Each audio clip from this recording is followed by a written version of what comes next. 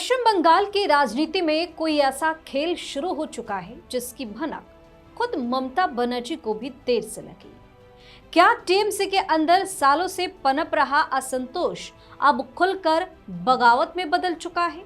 और सबसे बड़ा सवाल, आखिर वो कौन सी पार्टी है जिसका नाम देश के ज्यादातर लोगों ने कभी सुना तक नहीं, लेकिन दावा किया जा रहा है कि उसी पार्टी ने ममता बनर्जी के सबसे मजबूत किले में सेंध लगा दी है। एक तरफ बंगाल में ममता बनर्जी का दबदबा, दूसरी तरफ अचानक सामने आया एनसीपीआई नाम का एक ऐसा छोटा सा राजनीतिक दल, और फिर ऐसी खबर जिसने राजनीतिक गलियारों में हलचल मचा दी।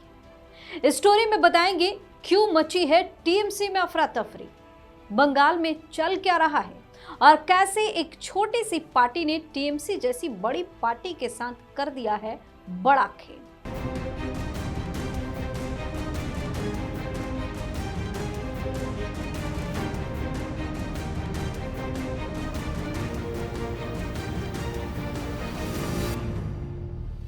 नमस्कार, आप देख रहे हैं वीके न्यूज और मैं हूं आपके साथ दिव्या सिंह।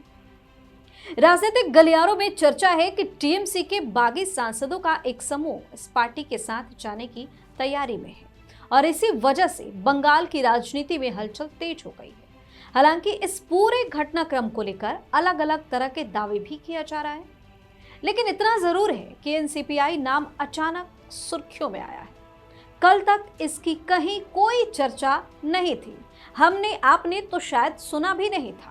दरअसल इस कहानी की शुरुआत कुछ दिन पहले सोशल मीडिया पर हुई एक पोस्ट से मानी जा रही है। 10 जून को एनसीपीआई के उपाध्यक्ष हैं उतिया कुंडू ने ममता बनर्जी और अभिषेक बनर्जी की एक तस्वीर साझा करते हुए एक ऐसा मैसेज लिखा जिसने राजनीतिक चर्चाओं को हवा दे दी।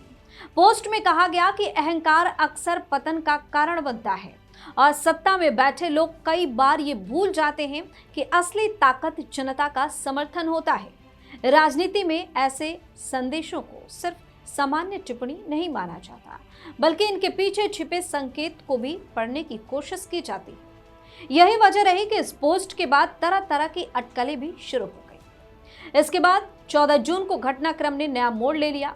दावा किया गया कि टीएमसी के बागी सांसदों का एक समूह लोकसभा स्पीकर ओम बिरला से मिला। बताया गया कि इन सांसदों ने संसद में अलग बैठने की व्यवस्था की मांग की और ये भी कहा कि वे एनसीपीआई के साथ जुड़ना चाहते हैं। इसी के साथ राजनीतिक माहौल और गर्म हो गया। सवाल उठने लगे कि आखिर यह एनसीपीआई है क्या और अचानक इसका नाम इतनी तेजी से चर्चा में क्यों आ गया है। अगर एनसीपीआई को आसान भाषा में समझे तो यह एक रजिस्टर्ड अनरिकॉग्नाइज्ड पॉलिटिकल पार्टी यानी आरयूपीपी है। इसका मतलब यह है कि पार्टी चुनाव आयोग में रजिस्टर्ड तो है, लेकिन उसे अभी क्षेत्रीय या राष्ट्रीय पार्टी का दर्जा नहीं मिला है। भारत में ऐसी कई पार्टियां होती हैं जो चुनाव आयोग में रजिस्टर रहती हैं, लेकिन पर्याप्त वोट या सीटें हासिल नहीं कर पाती, इसलिए उन्हें मान्यता प्राप्त दल का दर्जा नहीं मिलता। एनसीपीआई भी ऐसी ही एक पार्टी है। दिलचस्प बात यह है कि चुनाव आयोग के रिकॉर्ड के अनुसार इस पार्टी का मुख्यालय पश्चिम बंगाल के हावड़ा में स्थित है, यानी जिस राज्य में ममता बनर्जी और टीएमसी की सबसे मजबूत पकड़ मानी जाती है, वहीं से इस पार्टी की पहचान जुड़ी हुई है। हालांकि राजनीतिक जानकार बताते हैं कि इस पार्टी की कुछ गतिविधियां त्रिपुरा और असम में भी देखी गई। इन राज्यों में यह स्थानीय स्तर पर एक्टिव रही है, लेकिन राष्ट्रीय राजनीति में इसका कोई बड़ा प्रभाव अब तक सामने नहीं आया, नहीं देखा गया, नहीं रहा। इस पूरी कहानी का एक और दिलचस्प पहलू है। 13 मई को उतिया कुंडू ने शुभेंदु अधिकारी के साथ अपनी एक तस्वीर सोशल मीडिया पर साझा की। उस पोस्ट में उन्होंने लिखा कि सपने देखने का समय खत्म हो चुका है और अब उन्हें पूरा करने का वक्त आ गया है। इस पोस्ट के बाद भी राजनीतिक हलकों में कई तरह की चर्चाएं शुरू हो गई थी। कुछ लोगों ने इसे बंगाल की राजनीति में बनने वाले नए समीकरणों का संकेत भी मान लिया। अब सबसे बड़ा सवाल यह है कि अगर किसी पार्टी के सांसद किसी दूसरे पार्टी में जाते हैं तो क्या उन पर दल बदल कानून लागू होगा? राजनीतिक विशेषज्ञों का कहना है कि ऐसे मामलों में कई संवैधानिक और कानूनी पहलुओं को देखा जाता है। अगर किसी दल के 2/3 सदस्य एक साथ किसी दूसरे दल में विलय करते हैं तो कुछ परिस्थितियों में उन्हें दल बदल कानून से राहत मिल सकती है। यही कारण है कि इस पूरे घटनाक्रम पर राजनीतिक विश्लेषकों की नजर लगातार बनी हुई है। फिलहाल इस मामले में कई सवाल ऐसे हैं जिनके जवाब अभी तक स्पष्ट नहीं है। यह भी साफ नहीं है कि आगे चलकर यह समूह चुनाव आयोग के सामने नई पहचान या चुनाव चिन्ह की मांग करेगा भी या नहीं। यह भी देखना बाकी है कि क्या यह राजनीतिक गतिविधि सिर्फ असंतुष्ट नेताओं की नाराजगी या फिर वास्तव में बंगाल की राजनीति में किसी बड़े बदलाव का संकेत भी है।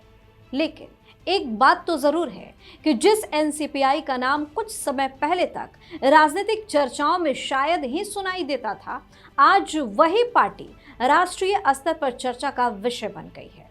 अब सबकी नजर इस बात पर टिकी हुई है कि आने वाले दिनों में ममता बनर्जी की रणनीति क्या होगी, टीएमसी इस चुनौती का सामना कैसे करेगी और क्या बंगाल की राजनीति में कोई नया अध्याय शुरू होने जा रहा है।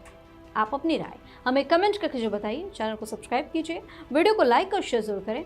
धन्यवाद। वीके न्यूज, राष्ट्र के नाम।